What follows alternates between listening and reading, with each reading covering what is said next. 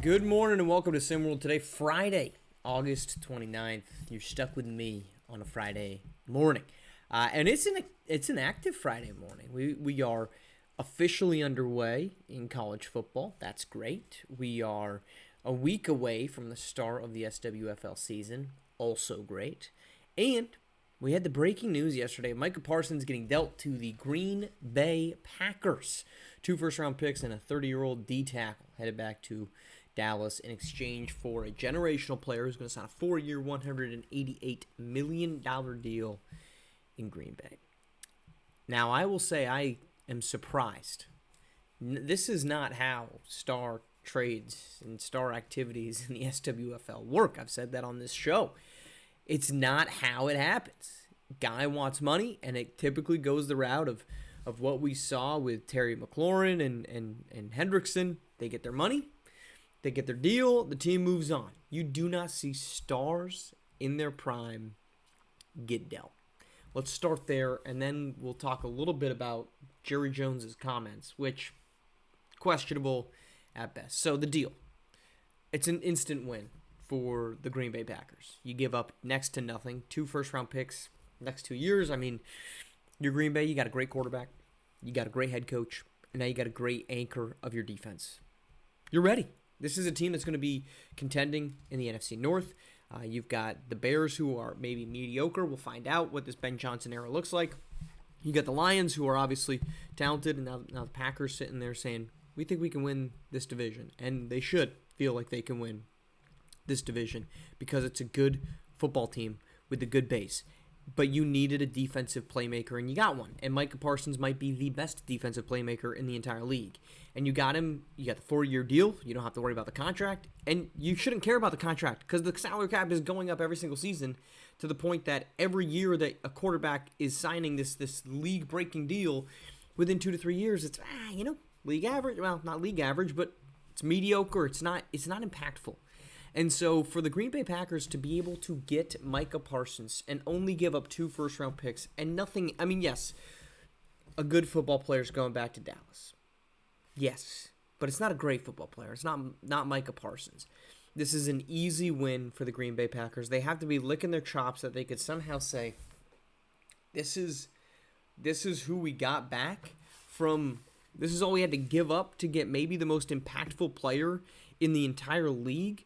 2 firsts and a 30-year-old all-pro D-tackle, we'll take that.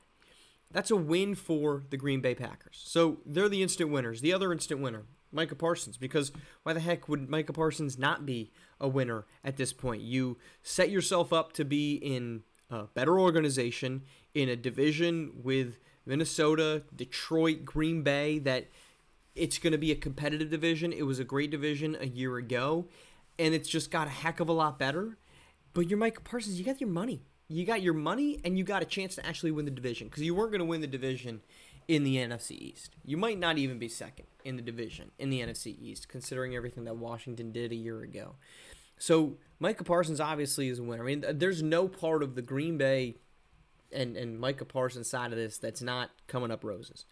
Gave up minimal, got a difference maker, and got to a situation where you got your money and you got a chance to actually play meaningful football where it just wasn't going to happen in Dallas. Now, the losers. Obviously, the Dallas Cowboys are a loser. We're going to talk about them in a second.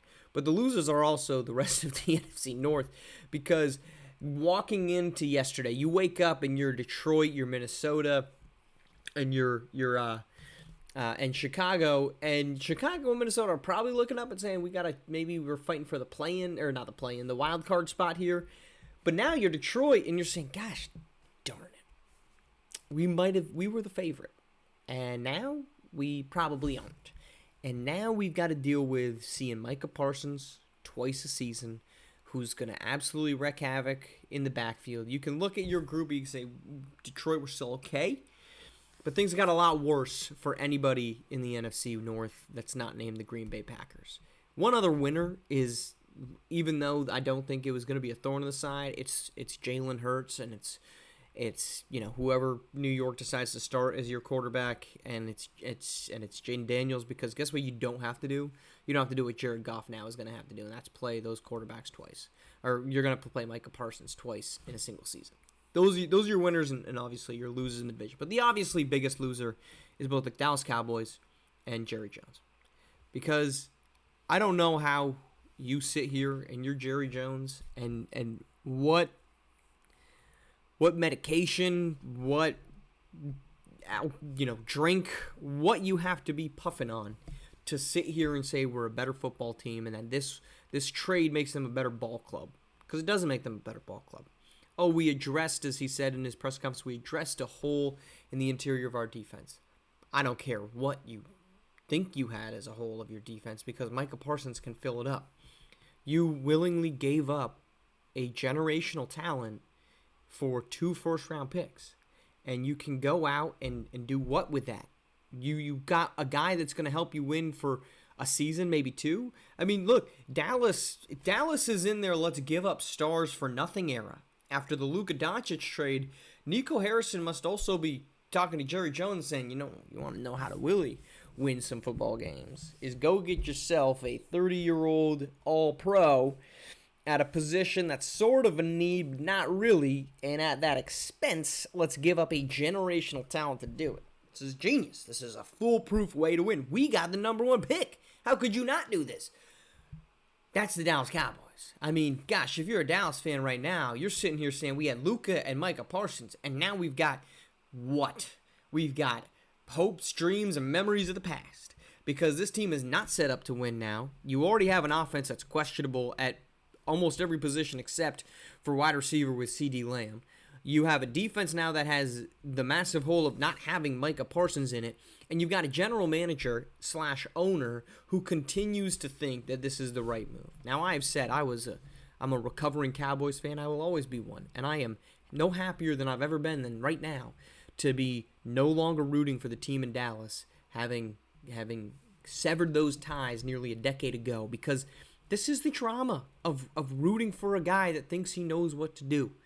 And no other owner in the league sits there and says, I can do this better than anyone else. And that's what Jerry Jones is saying. So let's start with what he said in his press conference. First, he says, well, Herschel Walker, his greatest contribution to our organization was the trade and all the assets we got back for him.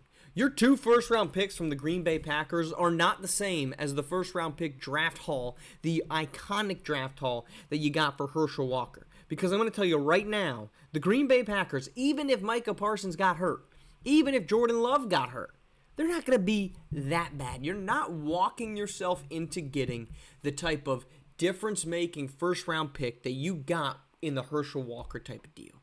That's not happening. Now, I will say this. I will give credit where credit's due. Dallas has actually drafted pretty well. So, you look at the draft. Now, Micah Parsons was a can't-miss prospect, but Micah Parsons, you did a good job in getting Dak Prescott.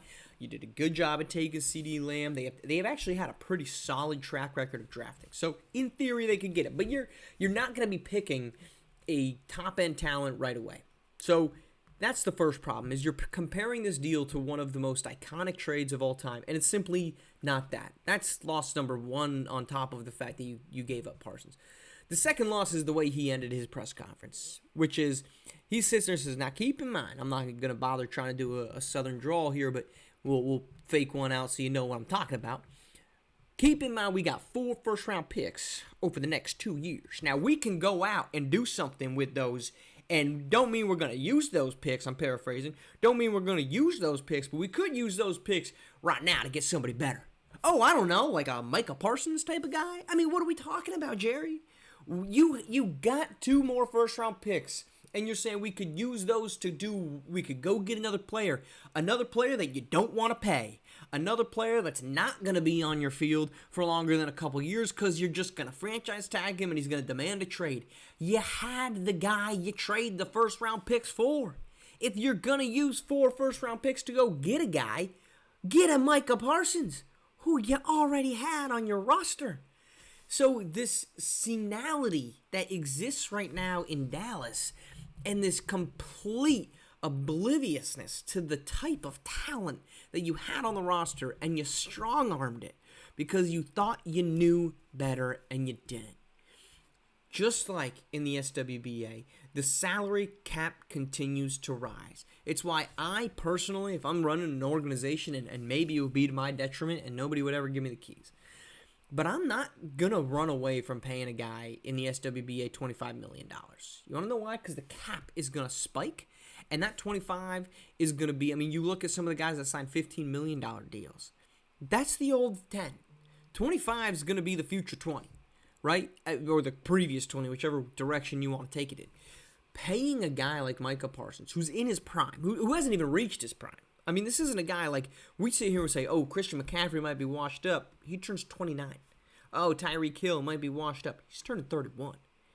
That's not Micah Parsons.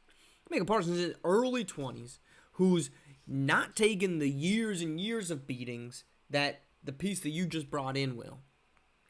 And you're sitting here saying, well, we can use these picks to go get something. You had something, and you didn't use it. You didn't pay it to what it was markedly owed and the type of value that it gives you. You let it walk for 2 first-round picks that are going to end up in the 20s, that you can't aggregate for much more than moving up a couple spots. Nobody cares about moving up. To me, it's just organizational malpractice on top of what's pretty much been malpractice over the last decade, 2 decades, really since Jerry Jones took over and was gifted an organization that just had the right pieces in place. No longer does.